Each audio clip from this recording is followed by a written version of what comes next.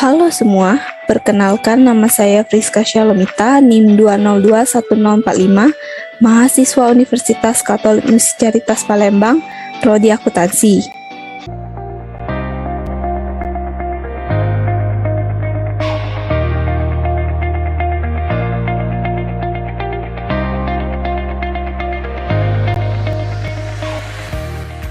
Pada kesempatan kali ini, saya akan membahas mengenai implementasi aspek-aspek kelayakan bisnis pada PT Interbis Sejahtera Palembang. Yang pertama, dimulai dari profil perusahaan. Berikut adalah informasi perusahaan. Nama perusahaan, PT Interbis Sejahtera Food Industry, alamat di Jalan HBR Motik, KM 8, Kelurahan Karya Baru, Kecamatan Alang-Alang Lebar, Palembang, Sumatera Selatan. Kode posnya 30152, telepon 0711 418888, fax 0711 410 701, email interbispalembang@yahoo.com, tanggal berdiri 31 Oktober 1989, komoditas industri biskuit, kelompok industri roti dan sejenisnya, legal status PT, kategori PMA dan PMDN, pasar domestik dan ekspor. Capitalization-nya ada auto risk capital, isu capital, dan paid up capital. Pemegang sahamnya yaitu Mr. Sukendro, Mr. Jibeng, Mr. Jo Chandra, Mrs. Lim Sauhun. Total investasinya ada dua, yaitu equity capital dan loan capital. Bankirnya ada Mandiri, BCA, Bank Mega, dan Bank Jetras. Dewan manajemen yaitu adalah presiden, direktur, dan direkturnya. Asosiasi company, Kahong Nomine Hong Kong. Jumlah karyawan yaitu 831 orang. Mulai produksi pada Februari 1990 dan merek produknya ialah Interbis dengan kapasitas produksi 18.000 ton per tahunnya. Sejarah singkat perusahaan, PT Interbis Sejahtera Food Industry merupakan salah satu industri makanan ringan yang terletak di Provinsi Sumatera Selatan, khususnya Kota Palembang. Secara yuridis, PT Interbis Industri ini didirikan berdasarkan Akte Notaris Dina Chandra Gedung SH nomor 64 tanggal 31 Oktober 1989 dengan nomor NPWP sebagai di tertera. Peresmiannya dilakukan oleh Bapak Sudomo pada waktu itu menjabat sebagai Panglima Komando Operasi Keamanan dan Ketertiban tanggal 3 Februari 1990. PT Interbis ini merupakan perubahan dari PT Toronto. PT Interbis Sejahtera Food Industry merupakan perusahaan swasta nasional yang kemudian berubah status menjadi perusahaan penanaman modal asing, dan namanya kemudian berubah menjadi PT Interbis Sejahtera Food Industry. Adapun visi dan misi perusahaan yaitu visinya turut membangun dan menjadi keluarga yang selalu sehat, sedangkan misinya yaitu menyediakan produk yang lebih unggul, halal, bermutu, aman, menyehatkan, dan mudah diperoleh. Berikut adalah 10 aspek-aspek studi kelayakan bisnis pada PT Interbis Sejahtera. Yang pertama yaitu aspek pasar. Bentuk pasar. Bentuk pasarnya yaitu pasar produsen, yaitu pasar oligopoli, di mana produk yang dijual hanya terdiri dari satu jenis, yaitu biskuit. Produk biskuit ada yang dipasarkan cukup bermacam-macam, rasa maupun variasi brandnya. Contohnya adalah brand Tongguan dan Mayora. Dengan begitu, cukup mudah untuk menemukan varian satu dan lainnya, sehingga manajer perlu strategi marketing yang matang, karena persaingan terjadi dalamnya tuh mungkin sangat ketat. Yang kedua, bentuk pasar konsumen, yaitu adalah pasar industri, karena perusahaan ini bergerak di bidang industri food manufaktur. Interbis menetapkan harga jual produk biskuit dengan standar yang terjangkau atau cukup murah, sehingga lebih diminati oleh konsumen. Mengukur dan meramal permintaan dan penawaran. Berikut adalah contoh perhitungan forecasting atau peramalan dengan periode 3 bulan selama 1 tahun menggunakan metode moving average atau rata-rata bergerak, yang rumusnya adalah MA sama dengan Sigma X dibagi jumlah periode. Di sini terdapat bulan Januari sampai bulan Desember. Jumlah unit terjual atau Y per unit didapatkan datanya dari perusahaan sendiri. Misalnya pada Januari, jumlah unit terjualnya adalah 260.739, bulan Februari 201.450, dan bulan Maret 184.536. Sehingga jumlah pada bulan April didapatkan 646.725. Ini diperoleh melalui jumlah terjual Januari ditambah jumlah terjual Februari dan ditambah jumlah terjual Maret. Lalu untuk periode 3 bulannya, dari 646.725 tersebut dibagikan 3. Dapatlah hasilnya 215.575. Berikut juga sama untuk bulan April, Mei, Juni, Juli, Agustus, sampai dengan Desember. Lalu didapatkan grand totalnya jumlah unit terjual yaitu 2.307.37. Dan periode 3 bulannya sebesar 1.867.476. Yang kedua, aspek pemasaran. Segmentasi target di posisi pasar. Yang pertama, segmentasi geografis. Interbis mengelompokkan segmentasi berdasarkan pasar domestik, yaitu pengembangan ke seluruh wilayah mulai dari desa, kecamatan, kabupaten, hingga kota. Segmentasi demografis, yaitu Interbis melakukan pembatasan berdasarkan kriteria tingkat ekonomi atau penghasilan spesifik tertentu untuk kaum ekonomi yang menengah ke bawah. Ketiga, segmentasi psikografis, menyesuaikan produk dengan kebutuhan dan gaya hidup konsumen, sehingga Interbis dapat diterima mudah oleh konsumen dengan latar belakang yang berbeda-beda. Keempat, segmentasi perilaku, Interbis berusaha menciptakan produk dengan kualitas yang baik dan harga yang terjangkau untuk mempertahankan keloyalan terhadap pelanggan. Dan juga Interbis menilai kepuasan pelanggan melalui kuesioner kepuasan pelanggan. Kedua, pasar sasaran. Pasar sasaran yang ditetapkan oleh PT Interbis adalah anak-anak, sehingga menjual berbagai jenis wafer dan biskuit untuk melengkapi kebutuhan gizi sarapan. Biskuit ini juga digemari oleh kalangan muda sampai ibu-ibu. Yang ketiga, posisi pasar. Untuk daerah pemasaran produk Interbis ini lumayan banyak seperti Palembang, Medan, Surabaya, Semarang, Pekanbaru, Jakarta, Jambi, Bengkulu, Bangka, Lampung, Batu Raja, Lahat, Padang, Bali, dan Surabaya. Manajemen pemasaran. Yang pertama, kebijakan produk. Produk ini diproduksi jenis biskuit dengan bahan baku dari tepung. Tepung yang digunakan ialah dari gandum lunak atau soft wheat yang mengandung protein sekitar 7,5-8%. Tepung ini mampu menyerap air rendah dan menghasilkan adonan yang bertekstur seperti biskuit atau crackers. Dua, kebijakan harga. Interbis menerapkan strategi harga yang mampu bersaing dan memperoleh posisi pasar dengan 10% lebih rendah dari harga jual perusahaan biskuit lainnya. Ketiga, kebijakan promosi. Promosi dilakukan dengan adanya kerjasama dengan merek biskuit lain yaitu PT Adya Boga Pranata Industri Jakarta, dan juga Interbis memberikan diskon sebesar 10%, 12%, dan 13% untuk distributor atau agen yang membeli biskuit sesuai dengan ketentuan yang berlaku. PT Interbis juga sering melakukan sumbangan pada tempat ibadah, panti asuhan, panti jompo, ataupun sumbangan untuk orang yang terkena musibah bencana alam. Keempat, kebijakan distribusi. Pendistribusian produk biskuit ini disesuaikan dengan menggunakan angkutan darat, itu Kodisel, Fuso, Build Up, dan Tronton, yang berjalan dari pabrik ke gudang agen, dan juga menggunakan angkutan laut berupa kapal. Agar menjaga mutu kualitas biskuit tetap baik, maka menggunakan kontainer. 3. Aspek teknik dan teknologi. Pertama, pemilihan dan perencanaan produk. Proses pembuatan biskuit ini meliputi 3 tahap, yaitu pembuatan adonan dengan mencampur dan mengaduk bahan-bahan, mencampur lemak dan gula, kemudian ditambah pewarna dan perisa, kemudian susu dan bahan kimia, ARC, berikut garam yang sebelumnya telah dilarutkan dalam air. Penambahan tepung pada bagian akhir tersebut akan mengalami proses egging selama lebih dari 15 menit. Yang kedua yaitu proses pencetakan. Adonan tersebut ditipiskan sampai mencapai ketebalan tertentu, lalu dicetak di atas loyang yang telah diolesi lemak dan dipanggang. Proses terakhir yaitu pemanggangan.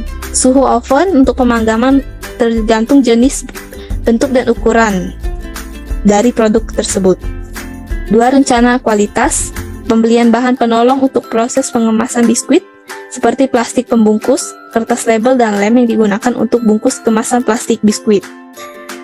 Contohnya adalah gambar ini, di mana kualitas produk biskuit yang dihasilkan dipengaruhi oleh ketersediaan energi untuk menggerakkan mesin atau peralatan dalam produksi. Apabila adanya kesalahan dalam proses produksi hingga proses akhir pengemasan biskuit. Pemilihan teknologi. Pertama, mixer adonan atau vertical dough mixer untuk mencampur semua bahan baku menjadi adonan yang homogen. Waktu yang digunakan adalah 10 menit. 2. Turbo elevator untuk menaikkan bak adonan masuk ke feeder. 3. Screw untuk mentransfer adonan dari feeder menuju molding. 4. Molding mesin untuk mencetak adonan menjadi biskuit basah selama 15 menit. 5. Oven untuk memanggang biskuit basah menjadi biskuit matang selama 21 menit 30 detik. Ke-6. Cooling mesin untuk menurunkan suhu biskuit setelah keluar dari mesin oven sekitar 32 derajat Celcius selama 14 menit. 7. Stacking mesin untuk mentransfer dan memisahkan biskuit dari belt conveyor ke belt conveyor packing selama 3-5 detik. 8. Conveyor packing mesin untuk mentransfer biskuit sudah ditata ke mesin packing selama 2 menit. 9. Packing mesin untuk melindungi biskuit dari kerusakan dan kemungkinan tercemar selama 3-4 detik. 10. Wrapping mesin untuk merekatkan tutup karton selama 3 detik. Tata letak mesin dan peralatan. Pada ruang produksi terdapat satu line mesin produksi biskuit. Mesin satu dengan lainnya terletak secara berurutan sesuai dengan tahapan proses produksi, sehingga bahan mentah dapat terolah dengan cepat tanpa adanya waktu yang tersia-siakan untuk memindahkan bahan mentah tersebut. Jarak mesin satu dengan mesin lainnya cukup longgar untuk memudahkan pekerja keluar masuk. Jarak ini juga untuk memudahkan pembersihan mesin setelah selesai digunakan. Perencanaan tata letak dan layout pabrik. Yang pertama, lokasi perusahaan dan luas lahan. Kantor perusahaan dan bangunan pabrik Interbis berada pada satu lokasi yang sama. Luas areanya sekitar kurang lebih 3,25 hektar. Yang secara umum batas-batas lokasinya adalah sebagai berikut. Sebelah utaranya Jalan HBR Motik, sebelah selatan pemukiman penduduk, sebelah barat pabrik PT Indofood Sukses Makmur, dan sebelah timur pemukiman penduduk. 2. Layout pabrik. Berikut adalah gambar layout pabriknya. Pertama, lantai pabrik itu dibuat dari semen abu-abu, bangunan kantor dan laboratorium dari keramik. Dinding bangunan dibuat dari batu bata, diplester semen dan dicat. Konstruksi atap dibuat dari kayu dan seng tebal. Talang sekeliling bangunan dengan corong PVC, fondasi bangunan dengan batu bata, pasir dan semen, seluk beton bertulang serta plafon dengan triplek. Seluruh ruangan menggunakan cat tembok dan jalanan di semen dan dicor menggunakan batu dan pasir. Adapun perencanaan kapasitas dan jumlah produksi selama tahun 2021. Berikut adalah bulan Januari sampai Desember. Di situ terdapat angka produksi per dus per kaleng dan juga kapasitasnya selama 1 tahun. Sehingga dapat disimpulkan bahwa proyeksi permintaan biskuit cenderung tidak stabil dari bulan ke bulan. Maka untuk memenuhi target pemasaran yang selaras dengan produksi biskuit, maka pihak manajemen harus mengikat kontrak pemasaran baik untuk jangka pendek, menengah, dan panjang. Pengawasan kualitas produk. Pengawasan dilakukan menjadi 2 bagian, yaitu pengawasan bahan baku dan pengawasan proses produksi. Untuk pengawasan bahan baku, diolah melakukan pengujian secara sampling. Sedangkan proses produksi, yaitu pengawasan mesin, setiap mesin produksi utama sampai mesin pendukung, dan pengemas dikontrol secara periodik agar kondisi mesin tersebut sesuai dengan hasil yang diharapkan. Pengawasan karyawan dilakukan oleh petugas produksi terhadap operator mesin, ketelitian tenaga kerja, dan kedisiplinan. C. Pengawasan hasil produksi, yaitu pengujian laboratorium untuk mengetahui apakah produk biskuit yang dihasilkan memenuhi standar atau belum. Dan terakhir yaitu pengawasan rencana atau jadwal produksi biskuit mingguan, dapat dilihat pada gambar di sebelah kanan tersebut contohnya. 4. Aspek manajemen. Pembangunan proyek. Jadwal pembangunan pabrik dimulai dari tahap persiapan sampai mulai produksi atau beroperasi secara komersial dibutuhkan kurang lebih selama 3 tahun. Tahun pertama pembelian tanah, pematangan pemagaran proses pembangunan pabrik, pembangunan tempat tinggal sementara dan unit-unit yang bersangkutan. Tahun kedua mobilisasi mesin dan peralatan, penunjang produksi, pembangunan kantor beserta ruangan serta penyuluhan terhadap unit-unit bersangkutan. Dan tahun yang terakhir yaitu penyediaan fasilitas yang memadai serta bahan baku untuk proses produksi biskuit. Implementasi bisnis. Berikut adalah struktur organisasi yang ada di PT Interbis Sejahtera Palembang. Dapat dilihat pada bagan gambar berikut ini. Yang kedua, deskripsi jabatan. Interbis mempunyai deskripsi jabatan sebagai berikut. Ada General Manager untuk melakukan perencanaan, pengordinasian, pengarahan, dan pengawasan. Sedangkan Manager untuk melakukan fungsi-fungsi manajemen. Manajer produksi untuk merencanakan besarnya volume produksi. Manajer teknik untuk mengawasi penggunaan mesin-mesin produksi. Manajemen personalia untuk mengawasi serta memimpin tenaga kerja. Manajer pembelian untuk menentukan kualitas bahan baku yang digunakan. Manajer pemasaran untuk mempelajari potensi hubungan pembeli dengan calon pembeli. Supervisor untuk mengawasi jalannya produksi yang dilakukan oleh buruh pabrik, dan sales untuk menawarkan produk kepada pembeli. Aspek sumber daya manusia. Ketenaga kerjaan. Interbis terdapat sekitar 831 orang tenaga kerja langsung dan tidak langsung. Tenaga kerja langsung yaitu buruh pabrik yang untuk memproduksi biskuit, wafer, krim, packing, dan formula. PT Interbis mempunyai karyawan secara keseluruhan sebesar 748 orang yang dibagi menjadi 3 shift setiap harinya, dan sistem kerja yang digunakan adalah 3 shift per 24 jam per hari dengan 6 hari kerja per minggu yang durasi karyawan per shiftnya adalah 8 jam dan waktu istirahat selama 1 jam. Namun di hari Sabtu karyawan lebih pendek yaitu 5 jam atau dihitung setengah hari tanpa adanya waktu istirahat. Dan untuk hari Minggu seluruh staf karyawan diberikan libur. Berikut spesifikasi karyawan Interbis dapat dilihat pada tabel berikut. Ada nomor 1 sampai 5 beserta bagian-bagian dan jumlah tenaga kerjanya. 2 tenaga kerja tidak langsung yaitu karyawan yang bekerja di kantor sejumlah 36 orang.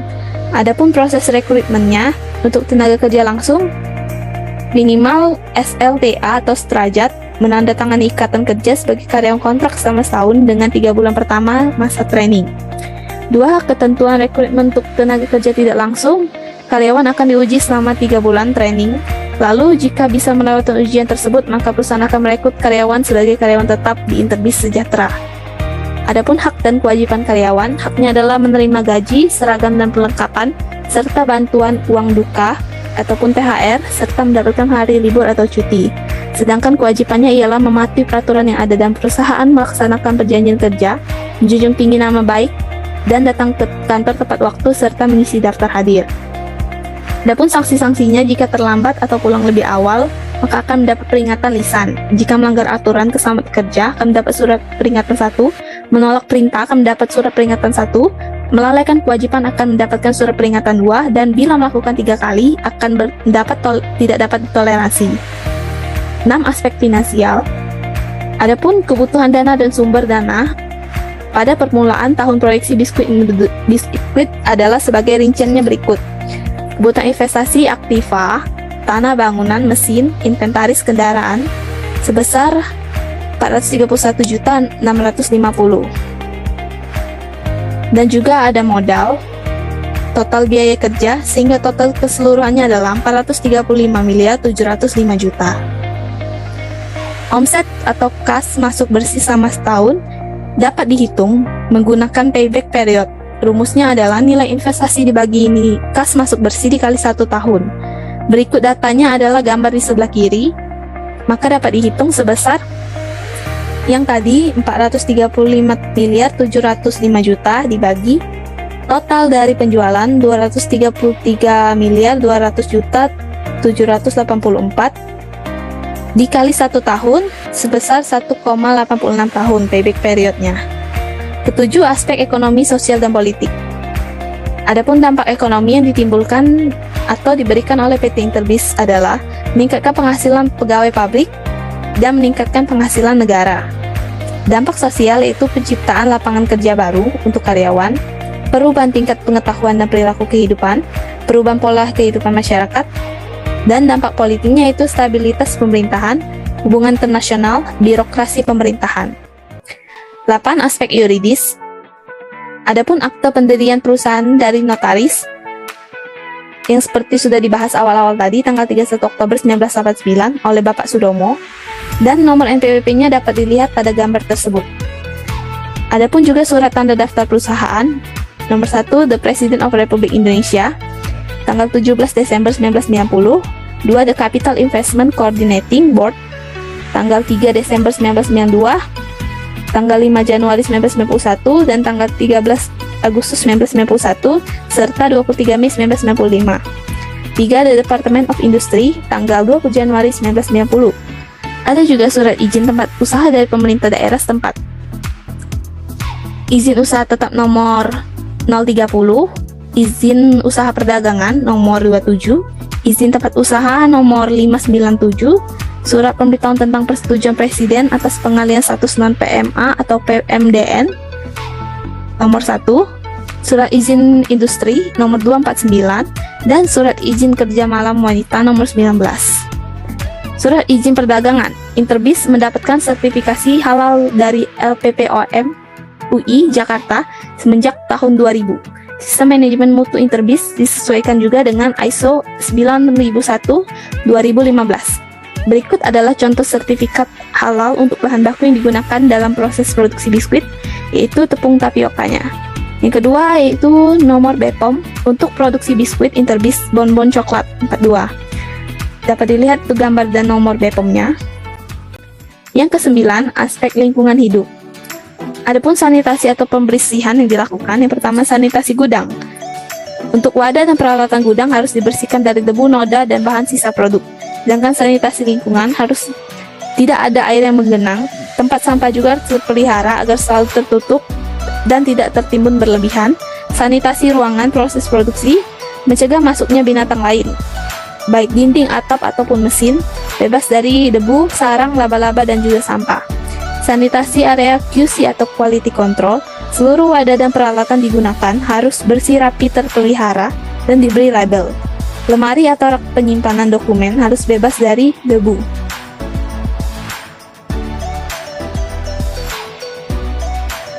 Area lokasi sekitar pabrik dibersihkan paling tidak 2 hari sekali. Saya lakukan setiap hari. Saluran pembuangan sebelum dan sesudah. Jalan area pabrik diaspal. Lokasinya juga dibersihkan. Dan ruang kantor juga disapu. Unit penanganan limbah industri, yaitu limbah padat, akan dikumpulkan lalu dibuat jadi pakan ternak. Limbah cair diolah agar zat-zatnya tidak berbahaya ke sungai. Limbah udara akan kembali dalam mesin oven yang pipa-pipanya berada di atas mesin. 10 aspek industri, yaitu 5 force model atau 5 kekuatan bersaing. Adanya ancaman masuk pendatang baru atau threat of new entrants, itu PT Jaya Swarsa Agung dengan produk yang beredar di pasaran yaitu Trix. Perusahaan ini akan mengembangkan pabrik baru juga, selesai pada Desember 2022 mendatang. Ancaman produk atau jasa pengganti, produk substitusi yang diwaspadai adalah roti bisa diganti dengan snack ringan atau ciki. Kekuatan tawar-menawar pembeli, perusahaan berupaya untuk meningkatkan kualitas pelayanan, kepuasan konsumen tetap terjaga, dan pembeli tidak berpindah kepada produk kompetitor lain. Kekuatan penawar-menawar pasok, Interbis bekerja sama dengan PT Mentari Prima Jaya Abadi sebagai pemasok bahan baku tepung terigu berkualitas baik, serta ada PT Sugar Labinta sebagai pemasok gula. Persaingan dalam industri sejenis, kompetitor perusahaan biskuit terbesar di Indonesia seperti PT Mayora, PT Indofood, PT Kraft, PT Arnott, Grup Orang Tua, Grup Garuda, dan Grup Kongguan, dan lainnya. Adapun analisis SWOT adalah strength, memiliki teknologi mesin dan peralatan canggih, memiliki jaringan distribusi luas, memberikan pelayanan baik terhadap konsumen, memberi bonus atau potongan harga kepada konsumen, memiliki omset atau pendapatan cenderung meningkat. Kelemahan, adanya kurangnya promosi secara online, biaya untuk periklan cukup tinggi, bahan baku diimpor dari luar negeri, masih bersifat tertutup. Ketiga, peluang, masih adanya kesempatan untuk menggarap pasar domestik internasional, perlu adanya inovasi dan kreasi unggul, perluasan pendistribusian produk ke daerah lain, dan ancaman yaitu adanya ancaman dari produk kompetitor perusahaan lain, adanya ancaman dari perusahaan pendatang baru, adanya perbedaan nilai tukar rupiah terhadap mata uang asing, adanya kenaikan harga bahan-bahan baku, kenaikan PPN sebesar 11% memicu dampak yang cukup besar. Berikut adalah kesimpulan dan saran dari saya. Kesimpulannya itu dalam menjalankan usaha bisnis ini, manajemen perlu memperhatikan aspek-aspek maupun pengembang usaha menjadi bisnis yang layak secara kesinambungan. Sehingga dapat disimpulkan dari seluruh aspek-aspek yang sudah saya teliti tadi, PT Interbis ini dinyatakan layak karena memenuhi kriteria terhadap seluruh aspek tersebut. Dan saran saya itu PT Interbis untuk selalu menjaga mutu, kualitas, dan cita rasa produknya, terus melakukan inovasi, peningkatan kinerja supaya menjadi perusahaan yang dikenal seluruh masyarakat Indonesia maupun luar, dan tetap menjadi perusahaan yang selalu mementingkan loyalitas konsumen. Dan ini adalah daftar pustaka yang saya pakai dalam menganalisis materi ini. Baiklah, sekian penjelasan dari saya. Mohon maaf jika terjadi banyak kesalahan, baik yang disengaja maupun saya tidak sengaja ucapkan. Atas perhatian dan kerjasamanya, saya ucapkan terima kasih.